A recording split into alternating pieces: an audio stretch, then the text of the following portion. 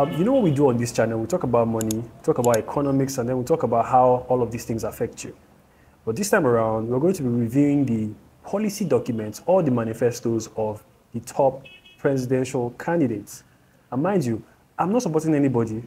I'm just about to show you what I think they have said in their manifestos. Now, it's always important to tell people what the presidential candidates have said. For example, the APC under Asiwaju Bola Tinubu released an 80-page document, and I'm sure you didn't read that. What I'm going to do for you is to summarize the key things that you want to pay attention to. And one of those things is the economy. Now, being a financial analyst and an economic myself, I'm able to read this document, digest it, and provide it to you in a very simple and layman format. And that's exactly what we're going to do today. Today, we're going to focus on Bola Asiwaju Ahmed Tinubu. What did he say? What did he write down? And what should Nigerians expect if he becomes president? Stay tuned. Number one, oil exploration in the core north. When I saw this part of the policy document, I was shocked. Bola Asiwaju Tinubu's presidency intends to focus a lot of effort on drilling oil, guess where? In Lake Chad Basin. Lake Chad Basin is situated in Maiduguri. It's shocking because no other presidential candidate has actually specifically said that they will be drilling for oil in the north. Now recall in 2019 when we discovered oil in the Kolmani River along the Bauchi and Gombe border. We also remember a couple of months ago when the President of the Federal Republic of Nigeria, President Muhammadu Buhari, went along with some of his people to inaugurate a new oil field. Now, Bola Asiwaju Ahmed Tinubu is saying that he's going to focus a lot of effort in drilling, exploring, and distribution of oil in the Lake Chad Basin.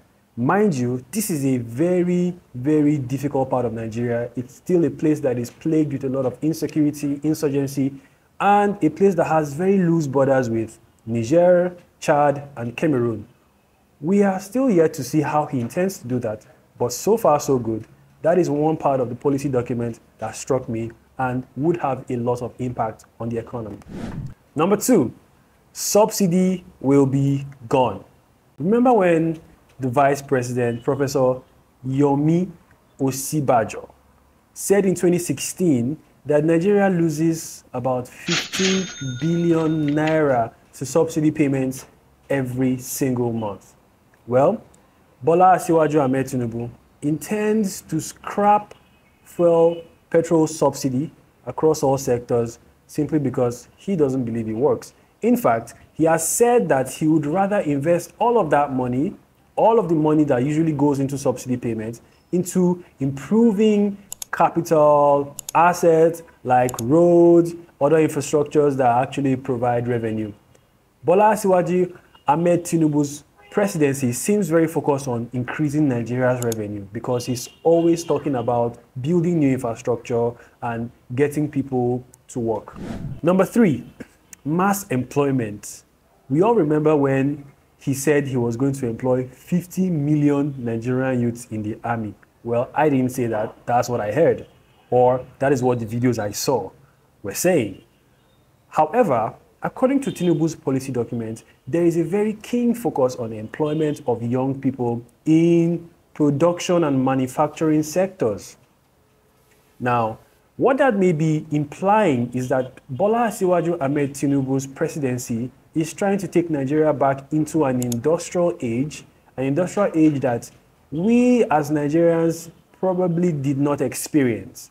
Now, it means that he is going to invest a lot of money in building factories, industries that make a lot of people work. And by work, I mean manufacture things. Number four, borrowing of dollars.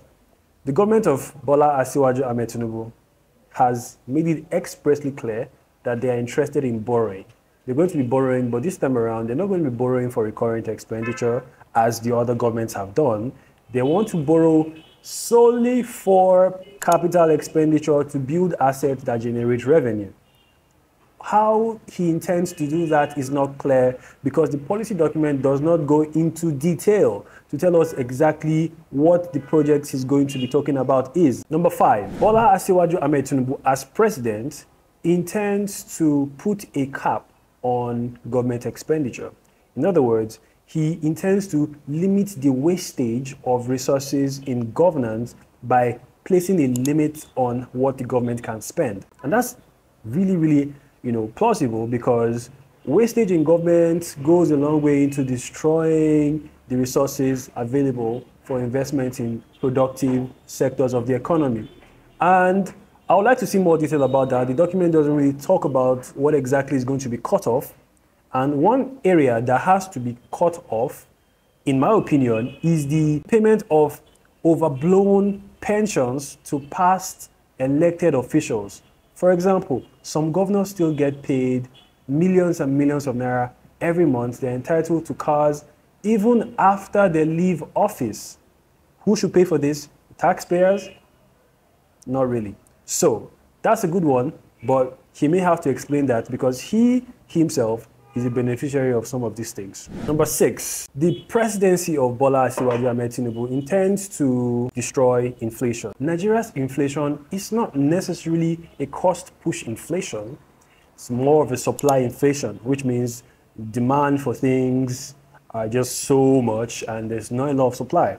So maybe we may be seeing a lot of relaxed regulations for importation and all of those things.